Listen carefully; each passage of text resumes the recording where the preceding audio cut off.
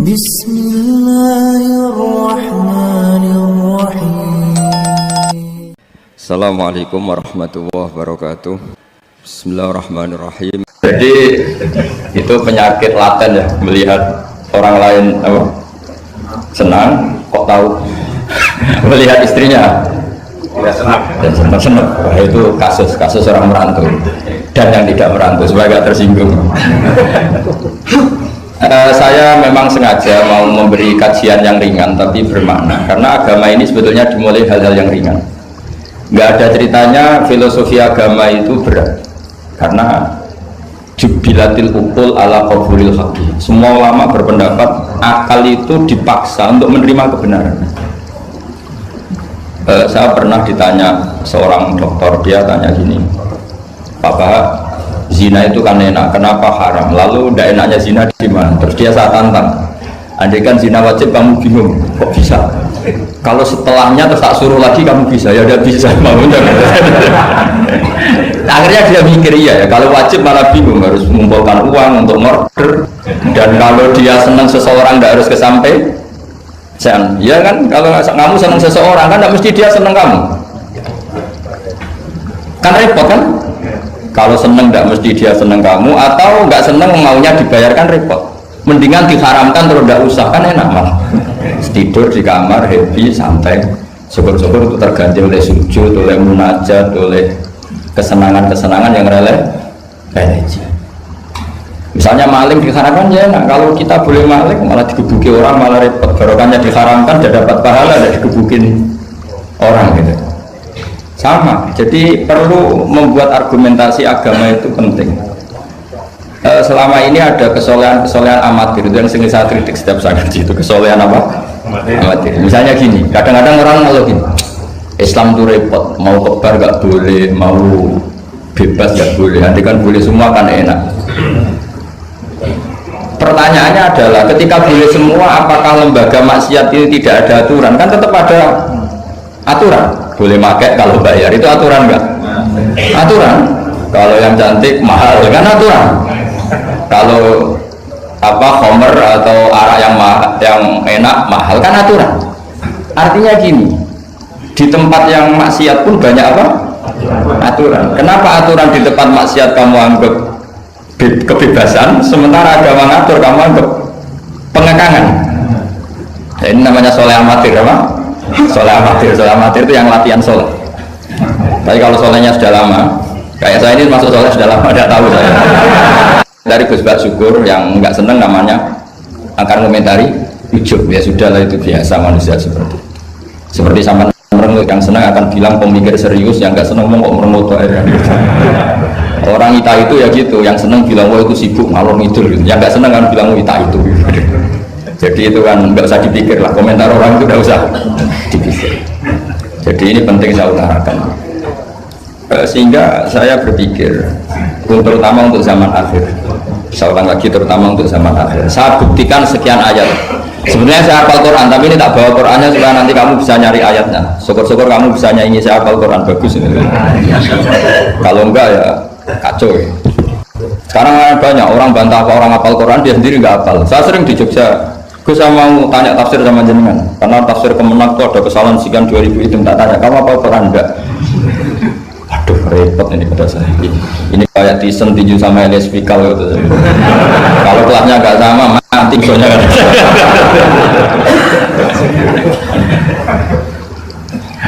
Karena bukan karena ini keangkuhan, tapi proporsional apa? Proporsional. Saya cerita yang ringan-ringan saja, sebagaimana sanad saya dari guru-guru saya ila Rasulullah SAW. Agama itu dimulai dari kesenangan, happy, farah kalau dalam bahasa Arab, al-farah.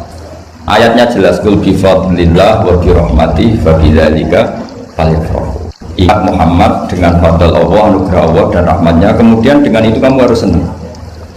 Sehingga dengan senang kepada Allah dan Rasul itu nikmatnya Masya Allah. Andai kan senang itu bisa ditakar, orang yang sedang tahajud menangisi dosanya plus menangisi nasibnya kalau di perantauan ini. Itu senangnya sama orang sedang dugem itu mesti kalah, mesti senang yang sedang tahajud. Karena orang-orang maksiat itu sebenarnya orang-orang susah.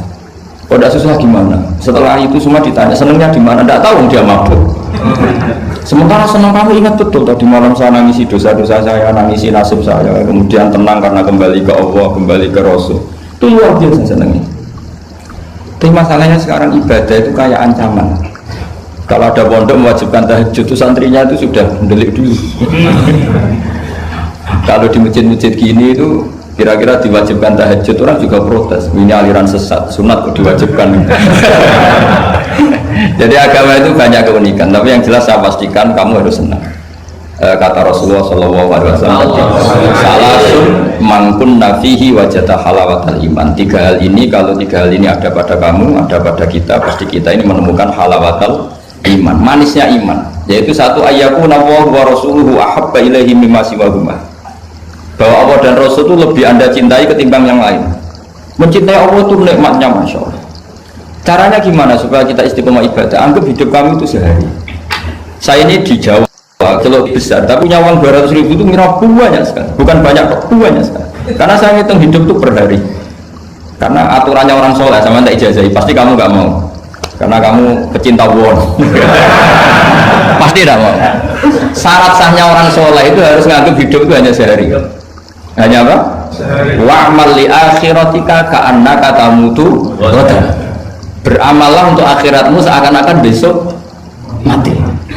Coba kamu yang di perantauan, bayangkan maksiat sampai 60 tahun ke depan kan berat. Sampai seminggu saja kira-kira berat kan. Tapi kalau bayangkan saya tidak akan maksiat semalam ini karena besok saya mati, sukses. Besok berpikir gitu lagi, saya tidak akan maksiat kan hanya sehari. Ternyata besok hidup lagi. Berpikir gitu lagi, tahu-tahu mati betulan setelah 60 tahun.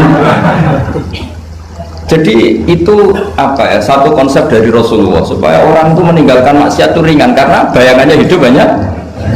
Coba yang ahli maksiat itu diberitahu besok kamu mati, kira-kira malamnya masih ada? Kamu maksiat itu karena bayangkan hidup masih lama. Makanya kata Quran, wahai orang-orang yang beriman, alam yakni lilladzina amanu an takhsha'a qulubuhum li dzikrillah wa ma nazala minal haqq. Orang-orang iman itu sudah saatnya khusyuk. Kamu jangan seperti orang-orang dulu. Orang-orang dulu fatola alaihimul amatu faqtasat qulubuhum. Orang itu menjadi wangkot, menjadi keras hatinya karena merasa hidupnya itu panjang. Ini penting, ini konsep-konsep yang ada di hadis sahih. Jadi tidak perlu kamu soal ini sahih apa enggak, tak pastikan sahih. Saya ini baca hadis lama sekali. Jadi yang nyoal harus imbang. Kalau enggak kayak Tyson dengan Elias Pikal. Supaya clear, supaya jelas. Saya sering ketemu para pemikir di Jogja dan berkali-kali saya bilang harusnya diskusi itu imbang. Ini bukan karena keangkuhan tapi karena proper. Awal maksiat itu dimulai karena tidak senang tercari kesenangan dan pilihannya maksiat. Coba kalau kesenangan itu ada pada taat, itu luar biasa. Sampai Rasulullah itu menggambarkan ketaatan yang baik itu ada hadis yang mungkin kalau orang Jogja, orang Solo itu tidak siap karena agak priayi. Nabi pernah ngendikan, wa fi buti ahadikum sedekah. Kamu ngeloni istri kamu itu ya sedekah. Sahabat ya tanya, ayati ahaduna syahwatahu wa walahu ajrun. Yang benar aja ya Rasulullah, masa urusan seks, urusan biologis kemudian dia dapat apa? Pahala. Nabi jawabnya ringan saja, alaihi salawatu aha fi haramin akana alaihi wisrun. Kalau yang digauli itu istri orang atau yang enggak zaujanya, enggak istrinya, apa dia ada dosa? Ya dosa ya Rasulullah. Fakadzalika kalau waktu fi halalin karena lagu ajrnya begitulah kalau dia kalau salah letak haram, kalau tepat sasaran ya halal. Segampang itu ibadah. Jadi ngumpulin istri ibadah, nimang anak ibadah, ngaji begini ibadah meskipun enggak paham, enggak ada syaratnya paham. Yang menyenangkan dalam Islam kan gitu, ngaji itu udah harus paham. Yang penting datang pura-pura paham selesai. Bahkan saya pernah dibully oleh santri itu, ya agak kurang ajar santri itu. Ya santri gak jenengan nih santri tua-tua gitu. Itu Gus, jenengan sama saya nanti di surganya tunggu saya. Kenapa? Karena kata Rasulullah SAW itu man salaka tariqan yaltamisu fihi ilman sahalallahu lahu tariqan ilal jannah. Orang yang mengambil jalan, yang mencari jalan, berjuang sekolah, nyari ilmu. Nyari yaltamis itu maknanya nyari iltimas. Maka orang yang mencari ilmu itu sahalallahu lahu thariqan ilal jannah, akan dimudahkan jalan ke surga. Itu yang nyari loh Gus. Kalau sudah ketemu kayak jenengan tidak masuk hadis itu. Makanya bersenanglah yang sedang nyari tapi belum ketemu. Karena hadis itu untuk yang masih nyari. Itu pasti sampai Anda saya. Wah, saya mikir, wah ini nyari hadis apa yang bela saya? Karena hadis ini itu tidak mihak saya, tidak mihak yang sudah ketemu. Yang namanya nyari kan belum ketemu, maka bergembiralah yang nyari ilmu udah alim-alim. Karena syaratnya, ya kan? Man salaka thariqan yaltamisu fihi ilman sahalallahu lahu thariqan ilal jannah. Siapa yang berjalan atau menempuh satu perjalanan mencari ilmu, di mana-mana mencari itu sudah ketemu belum? Belum. Berarti kiai masuk hadis itu enggak? Alhamdulillah, karena kiainya sudah ketemu. Maka bergembiralah jenengan saat tidak paham, artinya masih mencari. Makanya kalau mau paham jangan paham. Karena saya ini kebetulan memang peneliti hadis dan saya banyak menghafal hadis karena saya suka dengan kalimat-kalimat jamiah, kalimat-kalimat yang komplit dari Rasulullah SAW. Sehingga ngapalkan hadis saya itu banyak dan imbang itu ya balance kalau dalam bahasa inteleknya. Saya termasuk menghafalkan hadis wa innal alima la yastaghfiru lahu man fis samawati wa man fil ardi hatta al-hitan fil bahr. Sebagian riwayat wa inna mu'alliman nasi al khaira la yastaghfiru lahu man fis samawati wa man fil ardi hatta al-hitan fil bahr wa hatta an-namlatu fi juhriha. Ini hadis tandingan. Jadi yang tandingan tidak hanya 01 02, hadis juga ada hadis apa? Tandingan. Tidak apa-apa, ilmu itu memang butuh apa? Butuh perimbangan ya, butuh balance. Enggak boleh ilmu, tapi karena ilmu enggak pantas diomongkan tandingan gitu aja. Kata saya ada hadis yang bunyinya gini. Wa innal alima, orang alim itu akan dimintakan ampun oleh penduduk langit. Jadi semua malaikat Jibril dan Mikail, semoga termasuk Israel, itu memintakan maaf untuk orang alim, tidak yang belum alim. Itu kamu tidak masuk hadis itu. Keren mana? Wah, sama kerennya Gus. Saya masuk surga, yang jenengan nanti juga masuk. Ya sudah, nggak usah geger ketemu di sana. Jadi ini penting. Nah sekarang problem Islam sekarang adalah yang garis keras pakai hadis-hadis garis keras untuk mengadili yang garis lunak pakai hadis-hadis yang garis lunak untuk mengadili hadis kelompok-kelompok garis keras. Itu tidak fair. Nggak fairnya adalah Islam itu kafatarnya konsepnya itu komplit, tidak boleh separuh. Saya punya sedikit ini yang agak serius, tapi tidak usah masukkan hati. Nanti kalian protes nggak bagus Israel itu. Begini, Abu Bakar As-Siddiq itu terkenal layinal janib, mutawaddi, layinal janib, sahlal akhlak, namanya layinal janib. Orang yang sopan sekali, santun sekali, santun, sopan, terus simpatik, sangat-sangat simpatik. Namanya Abu Bakar As-Siddiq. Tapi ketika beliau sudah iman, beliau iman itu kalau nggak salah ya kira-kira Saniyasnen atau ya Salisa Robiah beberapa lah. Karena kalau dalam sejarah awaluman amanah itu sebetulnya Khadijah.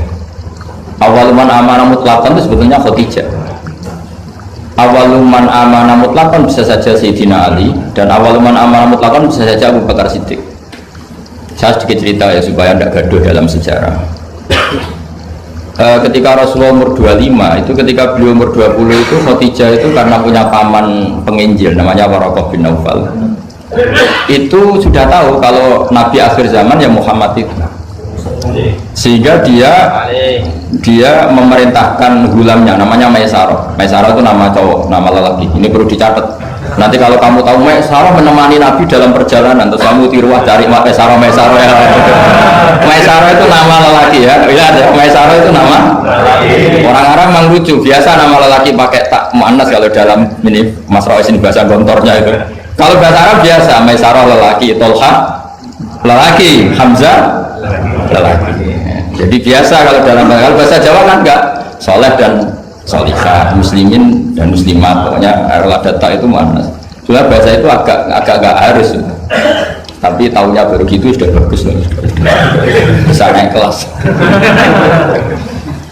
Akhirnya Maisarah itu disuruh Khadijah khusus untuk meneliti Muhammad. Dulu masih jangkar karena belum Rasulullah.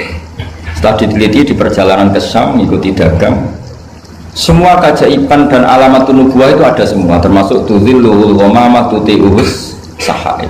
Setiap perjalanan yang terik itu matahari pas apa? Ghamamah itu apa? Mendung mengayomi Nabi. Saya termasuk orang yang ditakdir pernah di pohon tua yang dulu jadi alamat nubuwah. Di Jericho itu ada pohon tertua di dunia. Pas saat di situ malah ada film dokumenter Kristen pas itu. Karena pohon itu semua Nabi pernah duduk di situ, termasuk Nabi Isa dan Nabi Muhammad SAW. Dan itu para pendeta tahu reaksi pohon. Jadi kalau sampai yang duduk pohonnya agak reaksi biasa aja. Tapi kalau Nabi yang duduk itu akan direaksi. Misalnya Nabi duduk di barat, kemudian matahari teriknya dari barat, pohon itu akan pindah ke barat supaya geser. Sehingga Rohibul Khairah itu tahu ini calon Nabi sesuai definisi atau kriteria yang ada. Singkat cerita, setelah Maisarah lapor sekian alamat Nabi itu diceritakan Khadijah, terus Nabi ketika umur 25 dia memantapkan diri untuk nikah sama orang yang bernama Muhammad. Tapi Khadijah itu mulai agak kecewa, kok nggak jadi Nabi, biasa-biasa saja, tetap dagang saja, Nabi tetap dagang, hanya tentu tetap punya sifat amanat, kredibilitas dijaga, semuanya terjaga, tapi nggak ada alamat Nabi yang ekstrim lah, yang sehingga Khadijah mulai mamang, ini kapan jadi Nabi ini, kok gini-gini aja ini. Nah pas umur 40 itu Nabi ngalami yatahannas itu yata'abbad al-layali yadawatil adat. Kalau dalam Sahih Muslim disebutkan fakana yatahannasu fil ghar wa huwa at-ta'abbud al-layali yadawatil adat. Yang dikatakan tahannus adalah menyembah Allah di gua, menyepi, kemudian beberapa hari. Terus di hadis itu juga diterangkan wa yatazawwadu lidzalik. Perlu dicatat dulu tirakannya Nabi itu ya bawa bekal, bukan terus kelaparan 3 hari nanti fata morgana yang dilihat. Jadi ini perlu dicatat. Kadang banyak orang tirakat gak makan 40 hari, gak makan 3 hari, itu malah bahaya. Karena yang dikatakan nur atau apa ternyata fata morgana karena lama gak maka. Jadi perlu dicatat di hadis itu jelas ada kalimat wa yatazawwadu lidzalik. Ya Nabi ya normal bawa bekal, jadi tidak lapar-lapar amat. Tapi tidak satu nampar kayak makan di atas tadi, enggak ya. Kalau itu makannya orang kelaparan itu. Ya tapi bagus lah, saking hormatnya sama kiai makannya banyak. Apa ngetes kiainya? Kalau banyak ada kiai ini. Motifnya apa enggak tahu. Motifnya enggak tahu, tapi husnudzon wajib. Panitia tenang saja, kiai itu wajib husnudzon. Harus baca ini ya Muhammad. Nabi itu farol. Sehingga ini penting sekali karena jarang orang mengungkapkan ini. Kenapa jarang mengungkapkan? Kemungkinan satu tidak tahu. Dua, karena kadang kiai itu ya manusia, Ustaz juga manusia. Kadang-kadang dengan tanda kutip itu ya pecundang. Dia ngomong yang dicintai pasar, itu yang saya sesalkan betul. Tidak ngomong yang dibutuhkan dalam khazanah Islam. Itu saya kecewa betul. Dan semoga mereka itu tobat. Enggak boleh seperti itu. Coba kita ini Islam mulai kecil, punya kiai mulai kecil, kadang-kadang tidak pinter-pinter karena ayatnya itu terus sama, kubu sebelah misalnya dalil ayat ini, yang ini terus gitu aja. Kalau orang sunat diceritain Nabi Ibrahim sunat 80 tahun itu pakai palu, pakai apa itu, kodum itu apa langganan ya. Kalau ada orang mati ya mesti kullu nafsin, kalau ada orang nikah mesti faman rohibaan sunnati, itu saja. Jadi umat ilmunya tidak tambah, ya sudah, siapa saja nikah ya itu aja, yang mati ya itu aja kullu nafsin. Karena ya pasarnya seperti itu. Buat sekali-kali ada orang mati itu bilang ayo pesta, karena orang dolim ini sudah mati, ngurangi beban bumi, ngurangi beban apa? Syukurilah kematian orang fase gini. Itu nggak disangoni sampai sudah ada disangoni, dibenci keluarganya, ya enggak? Ya daripada gitu yang umum saja, kullu nafsin kematian adalah mau itu kafa bil mauti wa itu cukup mati sebagai nasihat, ya ikut pasaran saja karena itu yang menghasilkan pasar. Tapi resikonya itu ilmu itu tidak tambah apa? Tambah. Ini kritikan saya, semoga ini membantu ya supaya ustadz-ustadz itu kalau ngaji itu mikir yang dibutuhkan umat, jangan permintaan pasar, itu udah bagus. Saya datang ke sini juga bukan karena undangan. Saya bilang saya tanpa diundang pun ini datang ke Korea karena saya ingin sujud di bumi ateis supaya nanti keren. Keren betul, sama itu keren betul, sujud di bumi. Wah itu pol kerennya tuh, hebat. Kalau sujud di Mekah, Medina, di Indonesia itu kan wajar. Ini sujud di bumi. Jadi kalau kamu ditanya, saksinya siapa kalau kamu sholat di Gondong? Apa ini yang seru yang awal. Enggak yang lain yang gigi. Gwangju semua. Sama lagi. Itu malaikat mesti itu apa itu? Parah lagi kalau ditanya, sujudnya di mana? Di kamar mandi. Karena kalau pas kerja kan hanya dikasih waktu berapa ini? 5 menit dan itu pura-pura di kamar mandi. Keren nggak? Keren. Jadi padahal bumi itu akan bersaksi yang dipakai tempat sujud. Itu paling keren mesti yang Korea. Apalagi yang pas kerja. Kalau sini kan masjid masih normal. Kalau pas kerja kan di kamar mandi. Iya di pabrik ya maksudnya. Oh iya. Jangan yang priai yang itu, yang nggak priai itu. Di gudang ya? Di mana? Sampai mesin ya? Ayo, mesin sebagai saksi. Ya bagus. Saksinya apa? Ubota.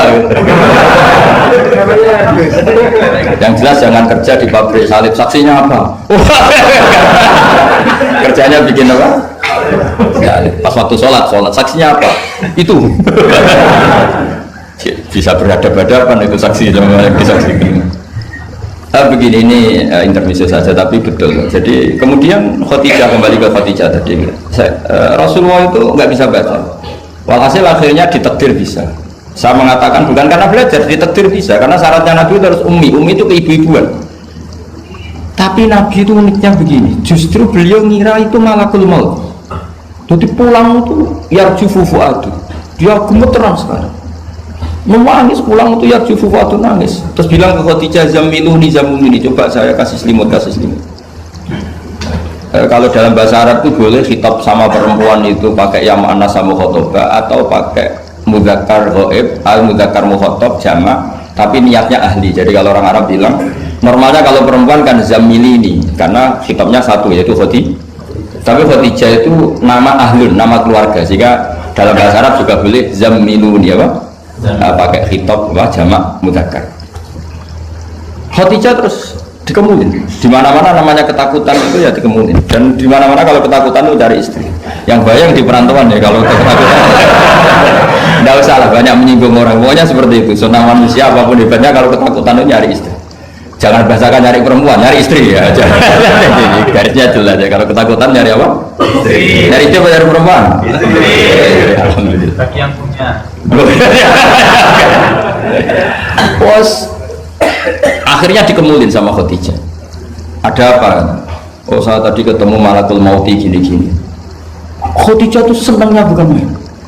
Ini yang saya tunggu. Hampir saja saya putus asa. Kamu nggak jadi nabi. Terus tanya Khadijah, lalu sifatnya orang tadi kayak apa? Oh gini. Oh ya besok ikut saya. Didatangkan ke Waraqah bin Naufal. Dalam Bukhari disebutkan wa kana imro'an tanassara fil jahiliyah wa yaktubu minal injil masyaallah ayaktub. Waraqah bin Naufal itu penginjil. Dia menerjemah Injil dari bahasa Ibrani menjadi bahasa apa? Ketika Rasulullah ditanya, ma ra'aita itu, madza tara? Apa yang kamu lihat? Terus Nabi cerita itu. Terus kata Waraqah bin Naufal, hadzal namus alladzi ja'a bihi Musa. Bahasa lainnya malak itu namus dan namus alladzi ja'a bihi Musa. Uniknya itu tahun awal nubuwah ya, tahun awal apa? Nubuwah. Itu uniknya Waraqah itu bilang begini. Ini Waraqah bin Naufal bilang gini. Doakan saya ini masih hidup. Khina akhrajaka qaum, ketika kaum kamu musir kamu. Kagetnya bukan main Rasulullah, karena Rasulullah itu figur yang menarik, yang simpatik. Beliau putra tokoh, Muhammad bin Abdullah bin Abdul Muttalib bin Hashim, tokoh yang sangat dihormati. Beliau tidak punya kasus, beliau tidak orang yang dibenci, beliau orang yang sangat menarik. Kenapa harus ngalami diusir? Maka Rasulullah tanya, awamu khrijiyah, masa betul umat saya mau mengusir saya? Tapi siapa? Waraqah tetap bilang, ya letani fiyajat anhina asrajaka qaum. Doakan semoga saya ini masih kuat ketika engkau diusir kaum. Ini sekalian latihan bahasa Arab, karena sama dengan latihan bikin mesin saja ini ambil tak latih bahasa Arab, bahasa Korea ya. Akhirnya kata Waraqah bin Naufal, tidak ada orang yang alami seperti kamu kecuali pasti akan diusir. Falam yalbas yasiron illa antum. Terus kemudian Waraqah tidak lama kemudian meninggal. Ya, yang penting dari ini semua apa? Waraqah itu membaca kriteria para nabi itu pas sekali, dan akhirnya tahun 13 nubuwah Rasulullah mengalami diusir. Kan beliau hijrah itu 13 tahun dari nubuwah, kira-kira umur 53 berapa? 53. Tapi Waraqah sudah mengatakan itu di tahun pertama Rasulullah menjadi nabi, karena definisi nabi itu harus pernah diusir. Maka kalau sampai mengalami diusir oleh Nasib itu ya ada alamat. Cuma itu udah alamat nubuwah, alamat terlantar. Karena yang Nabi sudah ditutup, nggak ada peluang lagi. Jadi, Khadijah itu masih nggak terima, padahal beliau sudah mendapat sekian alamat tadi. Tudzilluhul ghamama tuti usaha, ada sekian alamat. Tesnya sudah lulus semua. Rasulullah tadi Maisarah menyaksikan apa, dinaungi oleh apa, mendung tadi, macam-macam. Khadijah itu masih dengan tanda kutip masih agak-agak beli, masih cari definisi yang ini agak absurd lah. Terus kata Khadijah gini, ya Muhammad, ya Rasulullah, kalau kamu kedatangan teman kamu itu, kalau bilang sohibuka, nanti cerita ke saya. Ya kata Nabi. Nabi itu lugu, nggak ngerti kalau itu dites. Ya katanya. Suatu saat Jibril datang ke Rasulullah. Ini malah, ini Jibril, ini teman saya datang. Ya Nabi kadang istilahkan Jibril itu temannya. Ini teman saya datang. Oh ya. Terus Khadijah dekat Rasulullah, pas Rasulullah agak-agak di pangku manja. Fakasyafat an auratiha, sebagian auratnya Khadijah itu dibuka. Sama tidak usah bayangkan kelihatan apanya itu. Agak-agak. Ya kira-kira bukunya saja lah yang lebih mudah. Tidak lebih dari itu, jangan macam-macam. Akhirnya terus ditanya, Khadijah tanya, temanmu masih? Enggak, lari. Hanya Khadijah ditutup lagi. Khadijah nggak tahu ada Jibril, nggak tahu. Ditutup lagi. Sekarang temanmu di mana? Oh sekarang datang lagi. Oh Nabi diambungi semua. Ini yang saya tunggu-tunggu, Kang. Itu malaikat betul, bukan setan. Karena kalau setan tahu, kamu tahu. Artinya apa? Dalailun nubuwah itu dikaji sedemikian rupa oleh Khadijah karena beliau ponakan dari penginjil, yaitu Waraqah bin. Tentu zaman itu Injil masih orisinil, bukan kayak sekarang Lukas Matius. Tentu jadi Injil di sini bukan konotasi yang muharraf, yang apa? Enggak orisinil ya, tentu yang masih apa? Orisinil. Jadi semuanya mengarah ke pembenaran terhadap kenabian Rasulullah Muhammad SAW. Jadi Khadijah tambah mantap. Jadi Nabi dites ini ada tahu ya, itu saja temanmu masih lari. Terus setelah ditutup lagi, temanmu ada. Oh iya ya sekarang ada lagi. Wah ya Nabi betul. Absyir ya Muhammad, kamu harus senang, itu malaikat betul. Kalau setan tidak seperti itu. Oh, kalau ada orang senangnya bukan main. Nah, melihat awal, saya ulang lagi ya, melihat awal dialek kenabian itu hanya dengan Khadijah karena dia keluarga terdekat beliau. Maka sebetulnya awaluman amanah mutlakon itu sebetulnya itu hampir semua ulama bilang itu Khadijah, bukan Abu Bakar. Tapi melihat peran Abu Bakar yang begitu sentral dalam mengawal Islam, orang bilang Abu Bakar. Melihat Sayyidina Ali teman kecilnya Rasulullah, orang bilang Ali. Sehingga berjanji itu, kitab berjanji itu maulid itu kan sebenarnya kitab sejarah normal biasa, kitab akademik sebetulnya, bukan kitab mantra, kitab akademik. Beliau kalau ngendikan itu awaluman amana minar rijal Abu Bakar, wa minan nisa Khadijah, wa minas sibyan Ali, wa minal mawali Zaid. supaya semua kelompok terwakili, semua kelompok. Karena kalau yang pro Abu Bakar dibilang awal man amarah Khadijah itu merengut yang bener aja kayaknya Abu Bakar. Yang pro Khadijah kalau dibilang Abu Bakar juga merengut, yang pro Ali juga demikian. Akhirnya di tengah-tengah awaluman amana minar rijali Abu Bakrin wa minan nisa Khadijah wa minas sibyan Ali wa minal mawali Zaid bin Harisah. Pertama orang iman dari golongan lelaki tua, rijal lelaki tua, lelaki berumur lah, itu Abu Bakar. Dari perempuan Khadijah, dari anak kecil Ali, dari mawali budak dimerdekakan. Jadi itu sudah cara bahasa Arab itu takbir itu redaksi yang agak-agak ngeles. Jadi seperti ginilah, pendiri masjid As-Siratal Mustaqim itu siapa?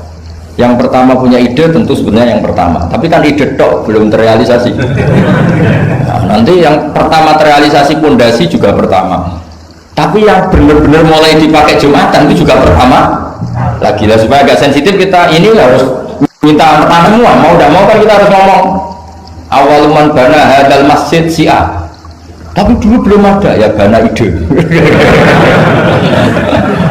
Wa awaluman misalnya pembalataan batu pertama waktu al-hijarah awalan ini, wa awaluman sing jadi imam ya ummu hadal masjid fil jum'ah ini. Lah yang sampean wa awaluman ngerameni ibu masjid. Sudah gak apa-apa, penting awaluman apa? Masuk kategori awal. Nah ini penting saya terangkan. Kembali ke Abu Bakar. Abu Bakar itu layyinal janib, orang yang sopan. Dan itu bagus, tentu sopan itu bagus, layyinal janib bagus.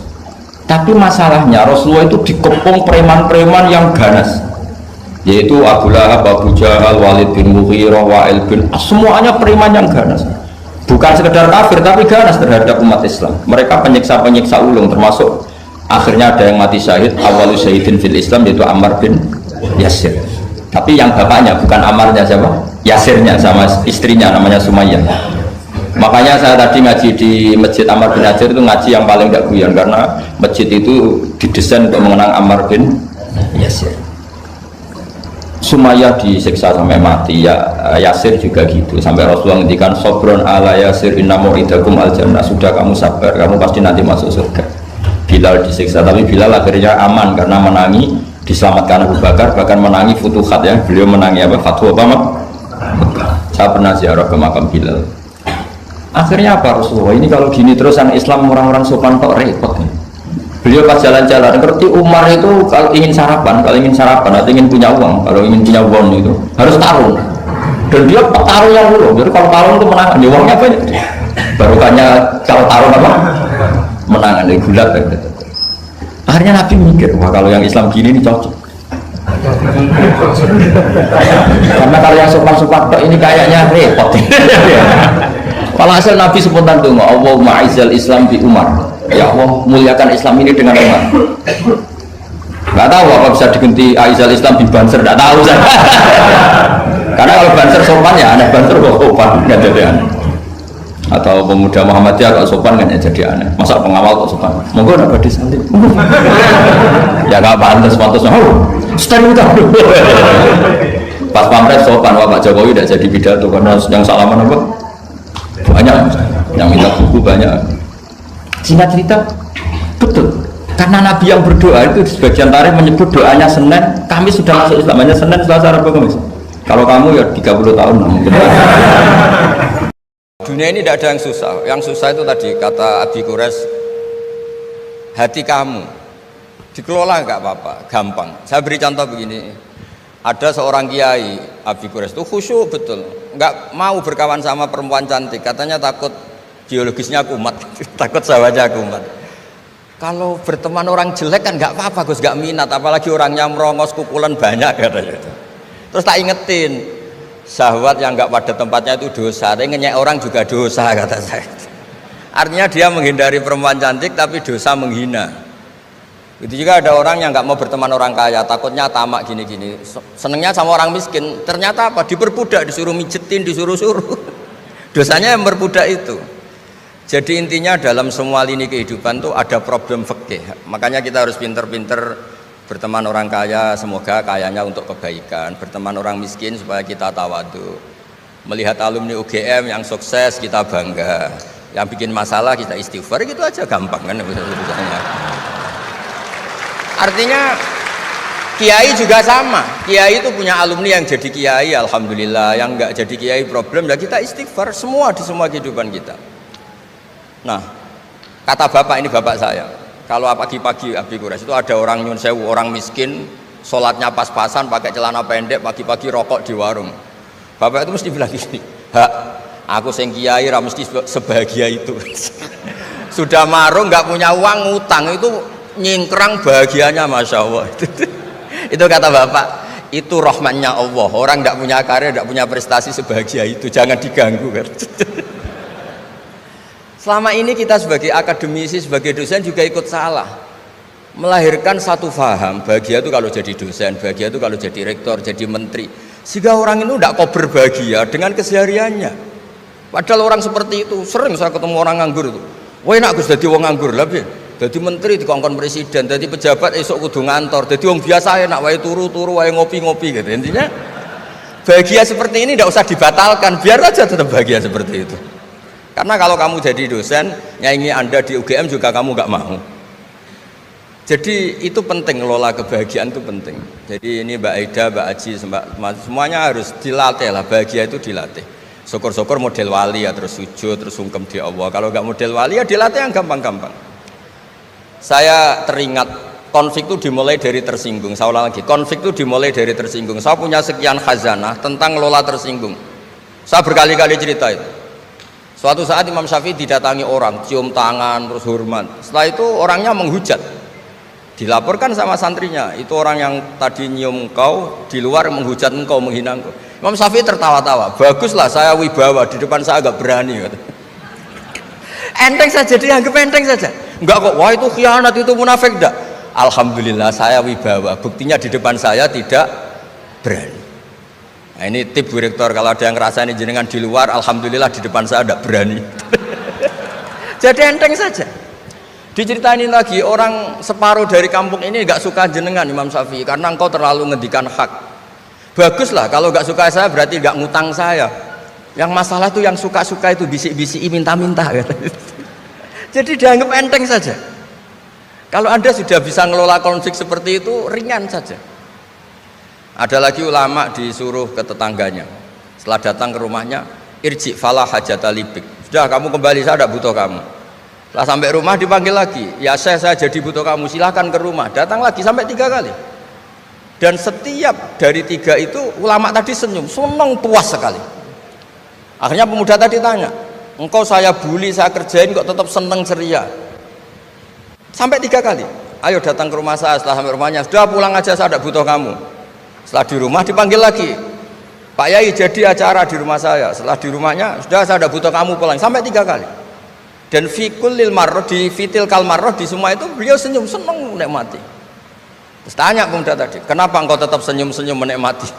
Saya ini penghamba Allah sejati, senang saya sama ajarannya Allah, disuruh menghormati tetangga. Kamu tetangga saya, minta saya datang ya datang, puas kamu nyuruh saya pulang ya saya pulang. Alhamdulillah saya jadi hamba Allah yang baik, ngikuti perintah Allah, hormat tetangga, kata dia.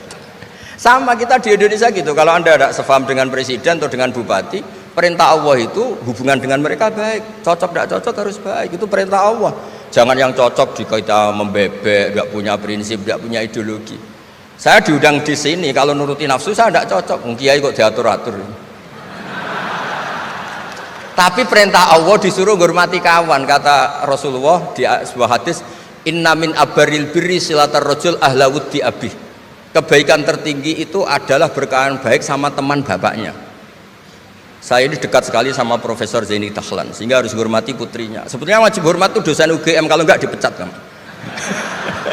Tapi saya punya konstitusi sendiri. Jadi kalau hidup kamu sudah bertautan dengan Allah, semuanya indah. Maka yu'minu billahi wal yaumil akhir falyukrim jarahu. Kalau kamu iman sama Allah dan Rasul, hormati tetangga kamu. Bukan pakai hukum sosial, kalau baik saya baiki, kalau enggak. Berarti ada terdikte oleh makhluk, terdiktelah oleh Allah Subhanahu wa taala yang suruh supaya kita selalu baik. Nabi mencontohkan ada 3 tetangga. Satu punya 3 hak, yaitu dia muslim, dia kerabat kamu, dia tetangga kamu. Yang 2 punya 2 hak. Dia muslim, dia tetangga kamu tapi tidak keluarga kamu. Yang satu punya satu hak, dia tidak muslim, tidak kerabat, tapi itu tetangga kamu, yaitu non muslim, juga harus baik. Suatu saat Khalilur Rahman Ibrahim itu ditemani orang Majusi, umurnya 70 tahun. Cerita ini ada di Ihya, di Ar-Risalah Al-Qusyairiyah. Ya meskipun ini tidak bidang Pak Munjid, tapi referensinya saya sebut sebagai penghormatan pada UGM. Kamus keren, masa ngomong tanpa referensi itu. Nah, itu nanti ini pasar gelap kata beliau. Kalau ada kiai yang referensinya tidak banyak, kata beliau pasar gelap katanya. Saya minta makan kali ini saja, kata Khalilur Rahman Ibrahim, hatta tuslima, kamu harus Islam dulu. Terus orang ini putus asa. Walla itu sudah pulang. Setelah sekian meter sama Nabi Ibrahim, sama Allah, Nabi Ibrahim dikasih wahyu. Ya Ibrahim, kamu tidak mau ngasih makan orang itu meskipun hanya 1 hari? Tidak, karena dia masih kafir, non muslim. Ut'imuhu ala kufri sab'ina sanatan. Itu orang sudah umur 70 tahun, tidak pernah kelaparan. Sayang Tuhan saja ngasih makan, kamu manusia tidak mau. Terus dipanggil akhirnya, ya Majusi sini, tak kasih makan. Kenapa kamu rubah? Ditegur sama Tuhan, karena kata Tuhan, saya yang Tuhan saja, yang dikafiri dia tak kasih makan, kok kamu manusia kok ribet. Akhirnya dikasih makan. Jadi contoh-contoh muamalah kebangsaan, beda agama itu cukup, referensi kita cukup. Yang enggak cukup adalah pikiran kita yang sempit, itu masalahnya, pikiran kita yang sempit. Wong Islam itu kepenak, enak betul. Saya punya saudara, punya keluarga, saya tadi cerita Pak Kures. Wah itu haternya banyaknya bukan man. Tapi bilang ke saya, dah Gus kita sama-sama wali. Syaratnya wali itu hanya 2, dicintai banyak orang atau dihujat banyak orang. Kalau dihujat banyak orang itu ngilangi dosa kan. Islam itu enak, dicintai orang ya ibadah, dirasani orang ngilangi apa? Dosa. Maka kamu jadi dosa. Tenang saja. Kalau mahasiswa senang energi kebaikan, kalau tidak senang ngurangi dosa, kan enak kan? Monggo jenengan milih mana, milih banyak pecinta apa banyak yang membenci. Tapi apapun itu, terus kembali ke Pak Kures tadi, yang semuanya dari semua itu adalah Allah Subhanahu wa Ta'ala. Kalau kamu nyari ridhonya Allah, enteng semua kan? Sudah enteng betul. Menyabari orang yang menyinggung itu ya ibadah. La taghdab, faradada miraron faqala la taghdab. Tersinggung enggak marah itu ibadah. Wal kadhiminal ghaidh. Jadi itulah yang harus kita latih, saya itu sering ijtihad ya, bukan dengan makna yang mutlak ijtihad biasa. Saya ini termasuk kiai yang susah diundang. Saya datang ke sini bukan sebagai UGM, Bu Ova itu putra dari Profesor Zaini. Jadi jangan GR Pak Munjid kalau saya diundang UGM terus Pak Jumawa undang, biasa aja. Biasanya bukan karena meremehkan UGM, enggak. Memang ada aturannya. Kiai itu kan ya jaga hatinya. Jangan-jangan diundang UGM mari takabur. Kan ya kita mikir, kalau nggak mau jangan-jangan takabur, diundang kok nggak mau, kan ya mikir. Ini cerita Pak Kures, ini kisah nyata. Saya tuh pernah diterima kasih kiai kecil. Gus matur nuwun, Gus jenengan nggak datang kan? Oh iya. Kalau di dunia kiai itu kiai kecil kan diundang acara-acara kecil. Ya kira-kira salam templek 200.000 lah kira-kira gitu. Gara-gara saya tidak datang, dia lakon itu ya lakon dia yang disalami templek, yang dicium itu. Oh itu kalau jenengan datang saya mahjub, saya tegak kanggo gitu. Jadi dianggap uang 200.000 itu dari saya. Ternyata menghadiri acara kecil itu tidak solusi juga. Kalau kita kiai besar datang ke acara kecil, ini namanya menghentikan rezekinya yang kecil. Itu ibarat toko besar dekat kelontong kecil gitu. Tapi kalau tidak datang, sombong betul, setelah kiai besar diundang yang kecil nggak mau. Nah itu namanya istihad. Istihad itu satu pemikiran yang tadi yang diceritakan Mas Haji tadi. Mau tidak mau kita secara sosial itu berdebat.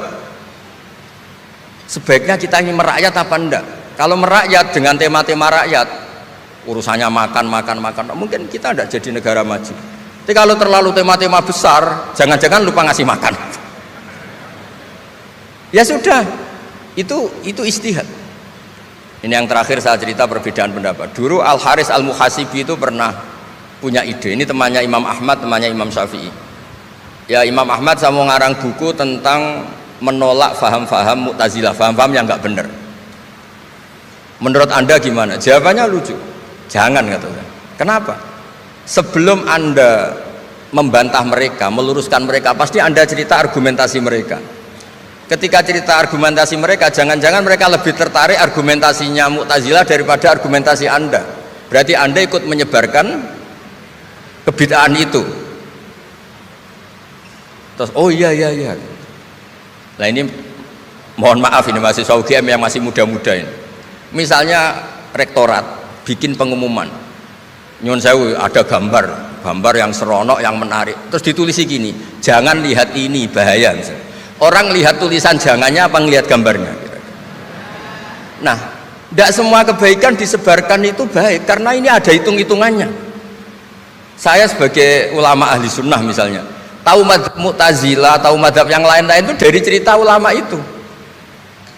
Jangan-jangan ketika kita cerita bahaya NKRI misalnya, kita ini mencintai NKRI justru karena baca buku bahaya NKRI dalam ambang apa. Setelah baca terus tahu ekstremis, tahu ini itu, malah benci NKRI. Padahal kita ngarangnya demi persatuan NKRI, tapi kita tahu problemnya dari nulis. Nah itu hal-hal yang memang dalam istihad, dalam pemikiran itu, makanya saya hanya cerita yang ada di kitab karena ini keahlian yang memang saya diundang di sini, jadi saya profesional saja. Jadi di bab-bab seperti itu tuh memang kita pasti gamang. Berteman orang kecil katanya merakyat, ternyata memperbudak. Enak kan Anda misalnya Pak Munjid berteman kampungnya di Kebumen, dosen UGM tinggal nyuruh minta mijitin. Kalau berteman rektor disuruh-suruh kan. Nah ternyata tidak merakyat. Senang berteman orang bisa disuruh, gak siap berteman atasnya. Lah gak mau berteman atasnya katanya merakyat, ternyata karena hasud, karena gak jelas semua, hidup ini gak jelas. Yang jelas hanya Allah Subhanahu wa taala. Makanya menurut ilmu tasawuf itu qulillah tsummadarhum fi khawdim ya'labun, sudahlah kembali ke Allah. Berteman orang kecil ya karena perintah Allah. Kalau karena perintah Allah pasti inginnya ikram, memuliakan. Berteman orang besar juga karena perintah Allah supaya ada hasud, supaya Indonesia ada chaos. Kayak tadi yang didawuhkan Pak Quraisy, la imamun khusyum khairun min fitnatin tadum. Imam yang dengan arti salah itu masih lebih baik ketimbang chaos. Karena kalau chaos lebih gak kebayang. Ya apapun itu cukuplah khazanah-khazanah Islam untuk mendidik kita sebagai orang yang menjaga kebinekaan, menjaga ukhuwah. Ketika negara ini berdiri itu ya dialek semua antar umat beragama. Sehingga diputuskan yang penting itu berketuhanan. Maka yang ditolak oleh konstitusi kita adalah ateisme, komunisme. Saya membayangkan misalnya punya anak perempuan, diajak orang yang tidak beragama di tengah hutan misalnya, bunuh ya tidak takut Tuhan, merkosa tidak takut Tuhan, salah etika ya tidak takut Tuhan. Bandingkan kalau diajak yang beragama, pasti masih ada rambu-rambu, ada ini itu.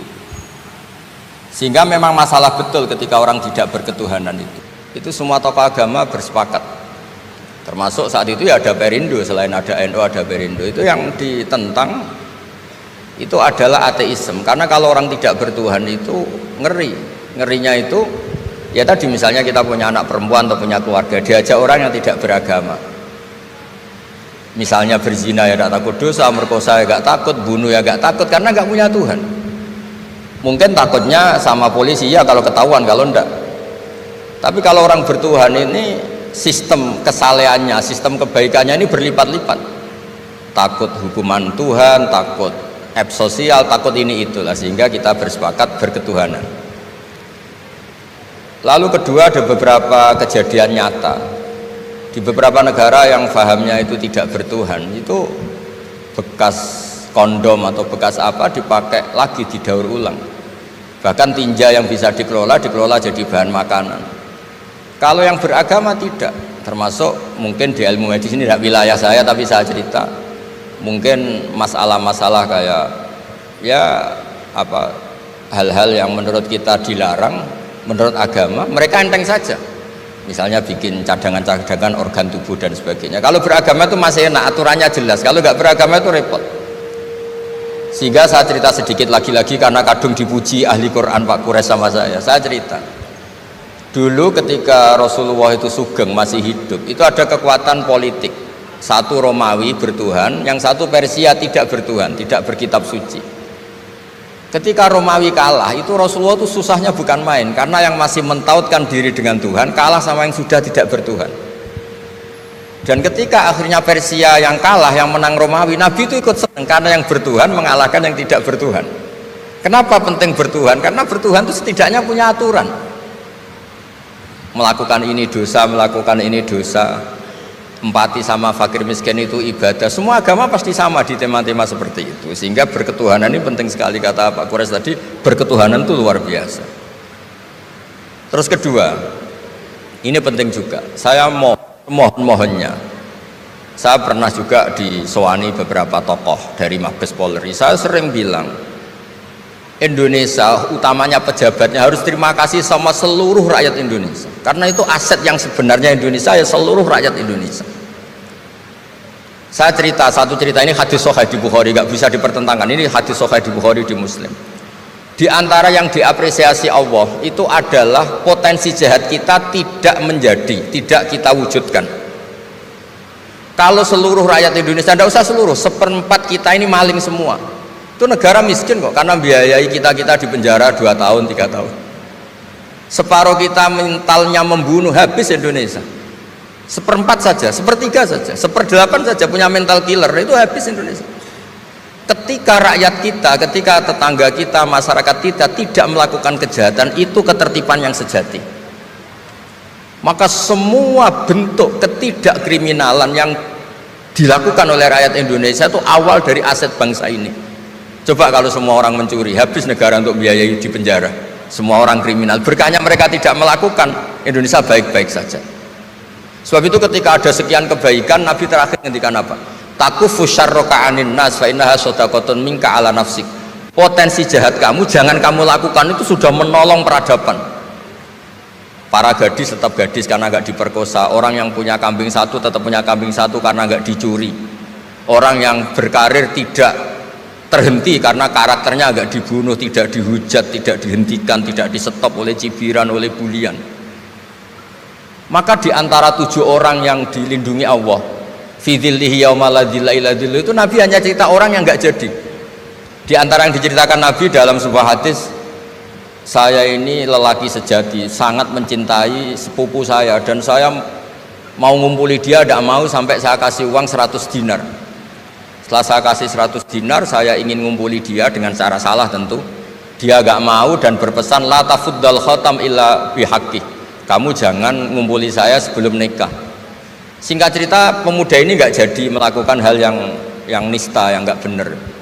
Itu sama Allah dijadikan wali, berkahnya gak jadi. Jadi kalau potensi kejahatan kita tidak menimpa orang lain, itu sudah luar biasa. Jangan nunggu berjasa kita dapat penghargaan setelah kita jadi kiai besar, jadi dosen UGM, jadi ini itu. Semua masyarakat kita yang menahan potensi kejahatannya itu adalah aset sejati Indonesia. Karena sekali mereka berkejahatan, entah itu mencuri, merkosa, habis. Harapan kita sebagai bangsa habis. Tapi selama ini nunggu ngapresiasi itu yang bentuknya fi'lu, yang bentuknya mereka melakukan apa, sebetulnya enggak. Tidak melakukan kejahatan itu sudah bagian dari kebaikan yang luar biasa. Terus yang terakhir tadi yang pertanyaan pemimpin muslim dan non muslim. Memang ini wilayah sensitif, tapi sebetulnya bisa dianalisis secara fikih. Ya saya ulang lagi, bisa dianalisis secara fikih Nusantara, fikih kebangsaan. Jangan dianalisis pakai fikih yang internal dalam Islam. Saya ulang lagi, jangan dianalisis menurut fikih yang di internal Islam. Kita beri contoh umum saja ya. Kita beri contoh umum saja. Dulu Pak Quraisy pernah mencontohkan kalau non muslim bisa jadi pilot beneran, padahal dia non, sama Pak Munjid yang kiai di UGM nggak bisa jadi pilot. Kira-kira milih mana? Tapi itu kan wilayah yang sensitif, karena ini di Indonesia itu konteksnya bukan urusan pilot, urusan mewakili kebanyakan Indonesia itu muslim, dan demokrasi itu mencerminkan suara mayoritas. Tapi tidak mungkin juga membiarkan muslim yang killer, yang pembunuh, yang dulu punya reputasi yang misalnya macam-macam. Jadi hal-hal seperti itu, kata Quran itu jangan berdiskusi sesuatu yang kalau menjadi jelas malah masalah. Karena itu kan seperti pertanyaan gini, Gus saya punya kerabat di Jogja tapi pelit, sama orang lain dermawan, bagus mana? Kita kan nggak mungkin menganjurkan mutus hubungan keluarga, tapi tidak mungkin juga suruh ikut orang pelit. Anda membukan orang fikih, karena kalau yang nggak ahli fikih itu ya gampang saja jawab semaunya. Tapi kalau saya sebagai orang yang nekuni fikih itu bingung. Saya sering ditanya orang juga, Gus saya mau nyalon lurah, ya lurah atau bupati atau apa? Katanya nyuap itu haram, Gus. Setelah dipraktekkan nggak bayar, nggak bagi uang, ya nggak jadi betul. Yang menang yang bayar. Terus akhirnya fikihnya tak rubah. nyuapku yo haram, medit yo haram kata saya. Dimodifikasi sedikit, akhirnya alhamdulillah Gus bar sedekah gitu. Ya menang akhirnya berkahnya sedekah kan. Karena kita sebagai pemimpin atas nama tidak nyuap ya jangan juga jadi orang kikir dong, atas nama ada nyuap terus jadi orang kikir. Repot kan? Tapi jangan juga bayar yang sampai merubah hukum dari orang yang nggak layak mimpin karena bayar menjadi pemimpin. Ya jangan juga sampai gitu. Ya akhirnya saya bilang nyuap itu haram, medit juga haram. Alhamdulillah barokahnya kombinasi fikih ini. Ya nyuapnya tetap haram tapi rakyat tetap dapat uang gitu. Tapi nanti ketika Anda tidak layak jadi pemimpin itu juga haram karena menjabat sesuatu yang nggak wilayah Anda. Jadi seni-seni ngelola muslim, non muslim dan itu tidak bisa dipukul rata.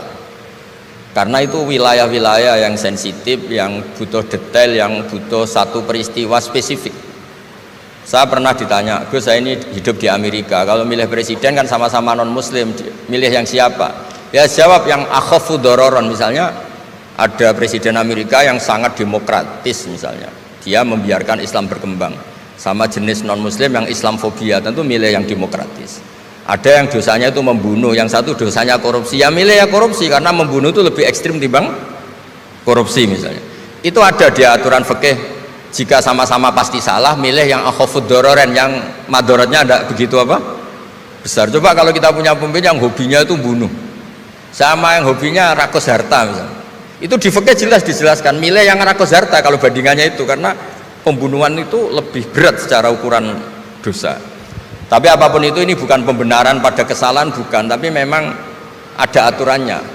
Apa kalau ada dua dororani, dua bahaya, urtukiba khafuma, kalau ada dua hal yang bahaya dipilih yang paling apa ringan kalau dalam konteks ya tadi. Kalau kita membiarkan pemimpin yang nggak benar dipimpin orang nggak benar, tapi kalau memaksakan chaos misalnya, ya milih yang nggak chaos. Itu kan ada aturannya di fikih, karena Nabi menghindari al-harad. Hal-harad itu chaos, pembunuhan massal, itu nggak boleh, dan mayu adila dalik juga nggak boleh, yang bisa potensi begitu juga nggak boleh. Jadi saya mohon di antara aturannya Quran itu latas alu anasya intu bedalakum tasukum, kamu jangan diskusi sesuatu yang kalau diperjelas malah kamu yang malu. Saya biasanya mencontohkan hal-hal yang ringan kayak suami istri. Misalnya Anda tanya sama Pak Munjid, istrinya tanya, Mas apa betul saya ini cinta pertama Anda, bukan alternatif terakhir? Wah itu rata-rata orang nikah itu kan korban alternatif terakhir gitu. Itu kalau ditanya sama-sama konangan itu aslinya itu. Ceweknya juga sama, apa betul Pak Minjit itu cinta pertama pilihan terakhir? Oh saya sering mau nikah ini orang yang saya cintai, tapi takdirnya ini gitu. Itu kan orang dibilang takdir itu kan ya tersinggung gitu. Jadi banyak hal yang kalau didiskusikan itu masalah-masalah. Latas alu an asya intu bedalakum tasukum, kamu jangan tanya atau diskusi sesuatu yang kalau diperjelas itu malah masalah.